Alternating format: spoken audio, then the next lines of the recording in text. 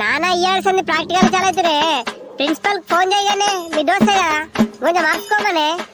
అరే నాని ఆడు నాతోటి మాట్లాడతలేరురా. నిన్న బీర్ రాయిపిమంటే రాయిపోయలేను. నా మీద ముఖం పెట్టుకున్నారా.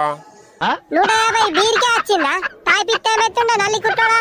ఈ పోరాడు చదువులో లేడు. ఎట్లయినా కొంచెం ఇట్లయినా మనకు వనకత్తుండే కదా మీ దోస్తు. ఇప్పుడు ఆడతోటి మాట బంద్ చేసినావు.